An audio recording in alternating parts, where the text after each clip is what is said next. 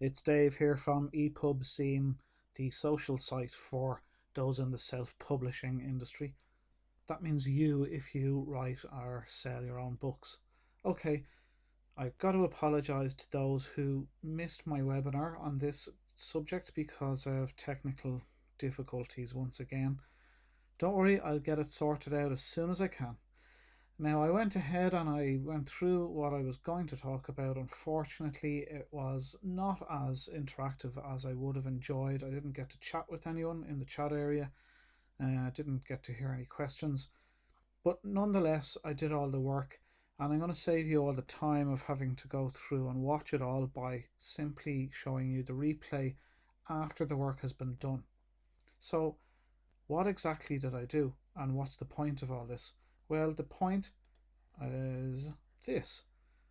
On this page, which you'll see a link directly below this if you've been enrolled in the replay, or well, you can still watch the replay. Just click on the link. And I'm here at KDP, that's Kindle Direct Publishing, terms and conditions, and the pricing page. And what I'm looking at here, if you look over there on the right hand side, is what happens. Sorry, I have to go further down. Delivery costs. This is what I'm talking about. Delivery costs. Over here, you'll see Amazon.com, 15 cents per megabyte. Amazon Canada, 15 cents per megabyte. Amazon.co.uk, 10 pence per megabyte. And all these places in Europe are 12 euro cent per megabyte. What's that all about? Well, that is how much it costs you every time Amazon deliver your book to a Kindle reader. Yes, you're paying for delivery of your book. Okay, it's only a small amount, but it's going to add up.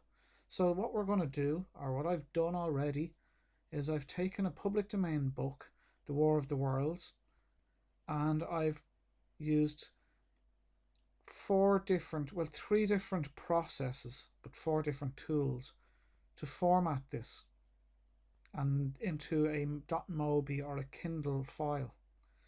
Then I've gone and I've added an image because sometimes I know a lot of you might be people who are interested in adding images. Maybe you do children's books and you use a lot of images, in which case this definitely is a subject you need to pay attention to. And I've done the same again with the image to see what the difference was. So this file here is the War of the Worlds created using Calibre. Here we have the War of the Worlds using a very popular Kindle or EPUB formatting tool called Juto, and on the far right we've got Scrivener.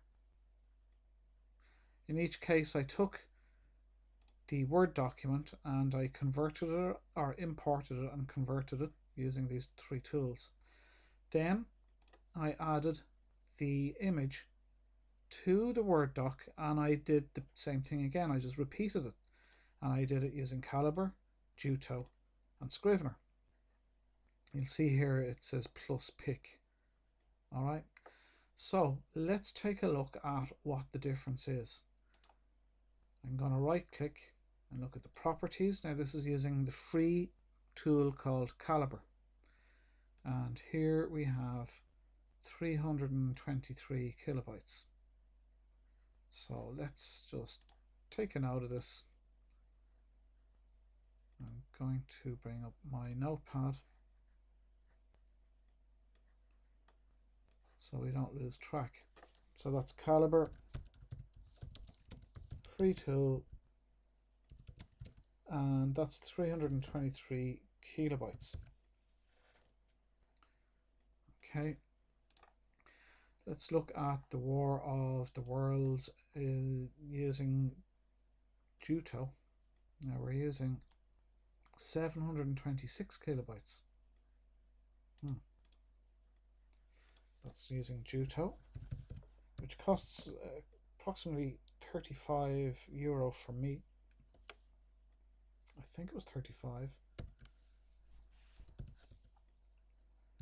And sorry, what was that? That was 726. Now, automatically you're looking at twice the cost. Okay, so let's take a look at Scrivener. And we're looking at 599.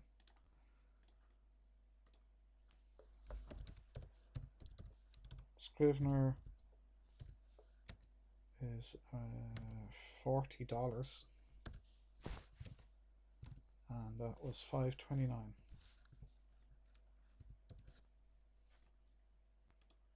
Okay. Now I'm going to come back and open these in a minute so you can look at the difference. Right, so that's without an image, or at least with a only with a screen placeholder for your book cover.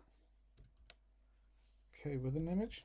This is with one image, so imagine if you had quite a few. Okay, so our caliber one, 422 kilobytes.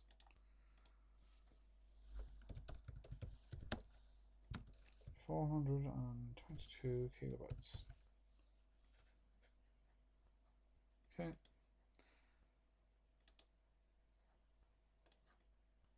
This is with Juto.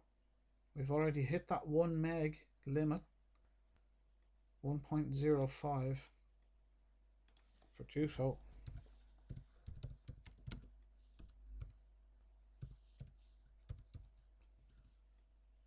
And let's see with Scrivener. Scrivener, 600 kilobytes. 600 with the picture. Yeah, that's right. 600 kilobytes.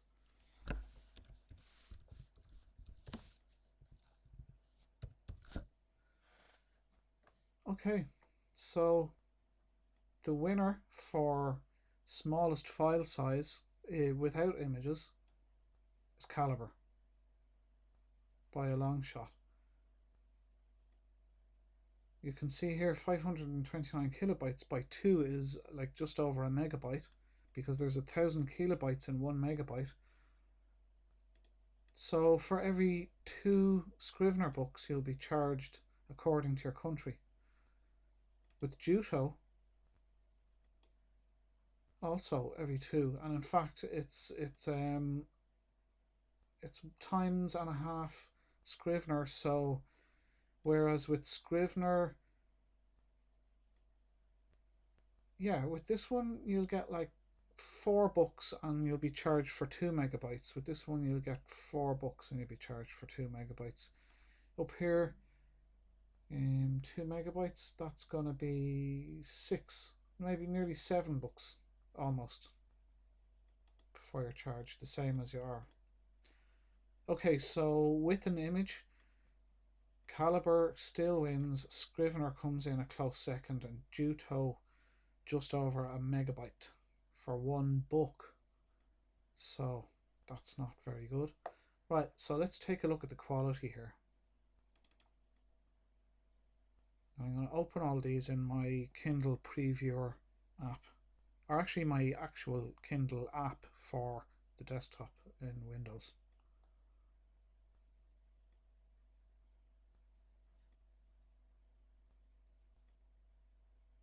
Okay, what you can see here is this part isn't great.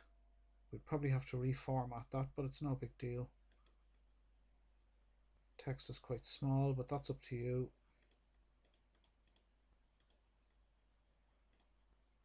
Oops, a bit too big.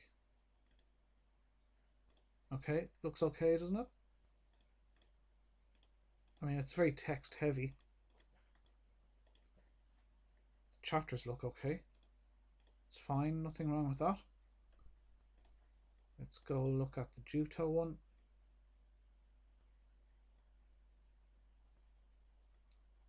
This is twice the size now, don't forget.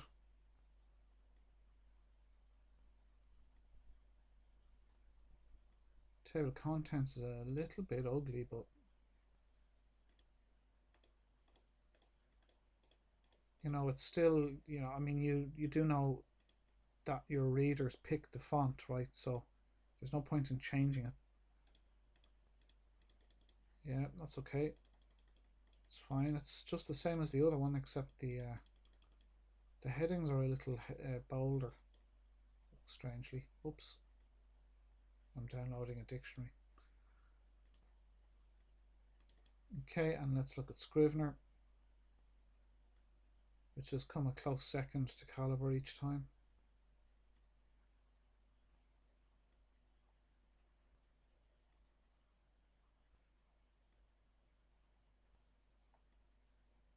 Okay, table of contents isn't automatic, but that's because I didn't make them. That isn't the point of what I want to show you here. I just want to get it on, you know, get to the point.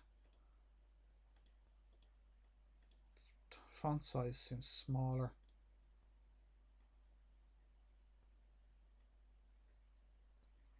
Okay, there's a nicer spacing in between the text here.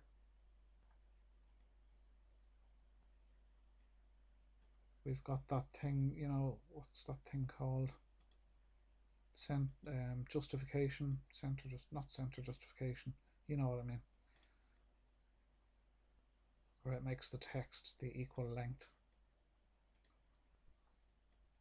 Not a big fan of, where is it? The double dash instead of an M dash.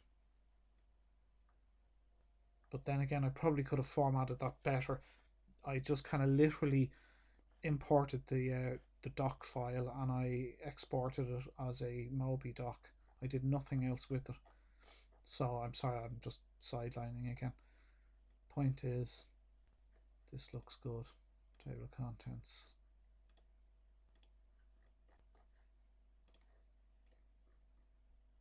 Okay, so in terms of like visual looks, everything's pretty much the same between them. Let's take a look at the one with the picture.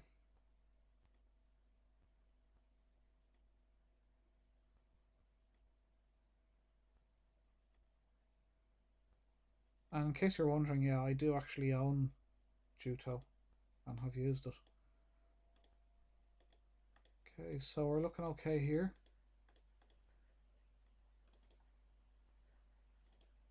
The size of the font seems to change according to which version you use.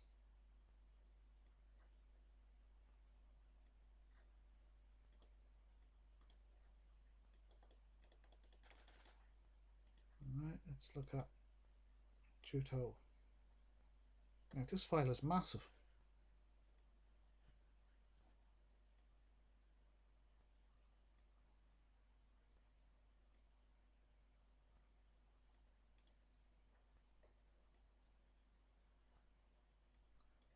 That looks a little nicer than it did on the Calibre, but I'm sure we could change that too. Text is all the same. Font. Obviously because I like Bookerly and that's the font I chose. Don't like the bold, the way it's very bold compared to Calibre. Little else in the difference there.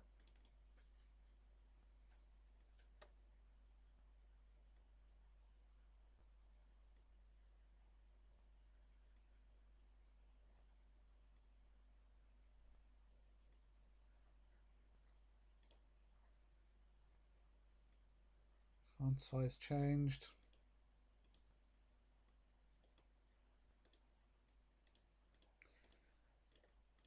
Might be my imagination, but the spacing between the text to me definitely looks more readable on this one than the other ones on the Scrivener one.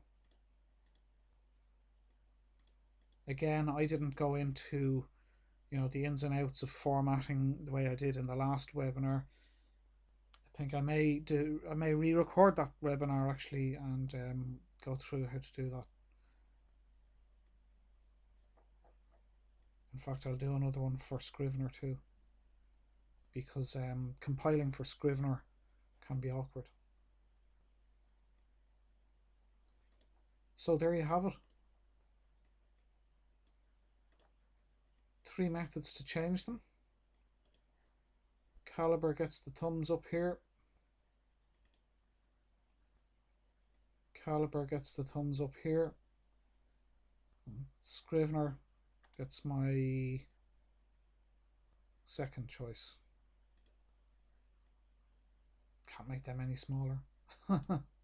Okay, once again, sorry if you missed the webinar. I hope this replay excuse me, gives you a quick kind of overview, and I've saved you all the hassle of watching me actually go and do all the formatting.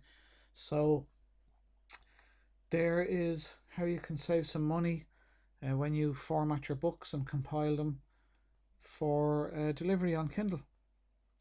By the way, subscribe if you're on YouTube. I'll show some of the replays from my webinars here. If not, then come along to epubscene.com. Join us in the ePub Scene Facebook group, and either way, I'll catch you with some more webinars and replays.